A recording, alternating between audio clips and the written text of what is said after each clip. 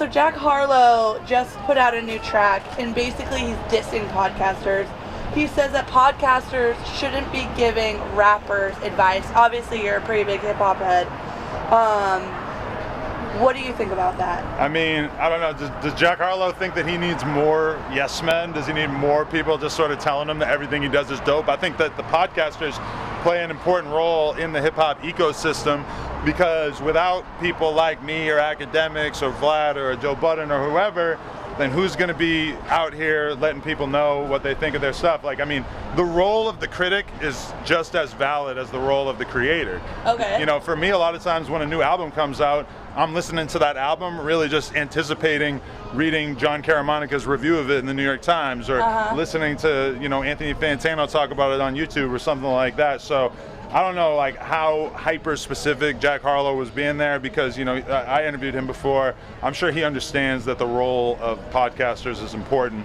I don't know that I've ever really even had any like strong Jack Harlow takes, but he just said that podcasters aren't qualified to speak on it. I mean, a lot of podcasters are. Like myself, I'm not in the music business. I was never an artist, but you know, speaking of Joe Budden, he had this whole long rap career. I think that he's speaking from a place of actual experience. But even for me, I mean, people have been saying this to me my whole life. I mean, you're not black, you don't rap. How are you going to have opinions about rap music? Whereas I'm pretty sure that like the greatest NBA writer of our time is probably somebody that can't dunk, right? Like, you're out here, you're the greatest TMZ paparazzi of all time, but you don't have experience being a mega celebrity, right? Like, it doesn't change the fact that you're good at your job, right? Thank you. Yeah. Okay. I mean, has hip hop sucked this year? Because a lot of people have said, Lil Yachty said it, E40, Jermaine, Bow Wow, they've all said that this has not been a great year.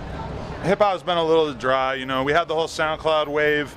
A lot of those people met their demise a little bit early, and then we had, like, basically since maybe 2018, it's just been street rapper after street rapper. Shit just keeps getting more gangster and more tough, and everything's about who's the realest and who's gonna do this to so-and-so.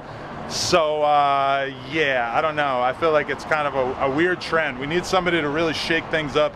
We need a Kanye, a new Kanye. We need a new Drake. We need a new person that's really gonna carry that level of enthusiasm. Because right now, a little bit dry, but I'm not losing hope. I have a pet theory that I feel like podcasts and YouTubers have really like sucked a lot of the air out of the hip hop market. A lot of people like myself, I spend hours a day listening to podcasts and YouTubers that in 2015 or 2016 I would have spent that time listening to rap music.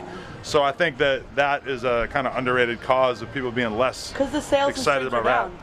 And the sales are down, but meanwhile you got a million different podcasts that are doing hundreds of thousands or millions of views every month, you know? So you squashed your beef with AD and Pun. You made good with them? I just don't, you know, I got a busy schedule. I don't really have time to be beefing with, you know, minor characters in this whole cinematic universe. So, you know, some people have a hard time communicating with words. I'm more of a wordsmith. Some people like to put on more of a little tough guy thing. So, you know, at a certain point, you gotta just kind of stop giving people attention, you know? Are you guys good now? Yeah. I was just talking to Pun, AD. We were all on a group FaceTime, and they were showing love. They said that they're going to come through and get some shirts and stuff. They're big No Jumper fans. So, yeah, I mean, I think they just got a little caught up in the moment, you know? But the reality is you do have a bigger platform. So why did you feel like you needed to make things right? Like, I mean, you know, we all pirates out here. We all just swashbuckling. We got our swords out. We just smack them together, watching the sparks fly. So, you know, sometimes you got to get in there and really like have those arguments, have those conversations. But, you know, ultimately at the end of the day, I'm all about making money. I'm all about running successful businesses. So I don't really want to get in bed and do politics with people that are, you know, more concerned with ego.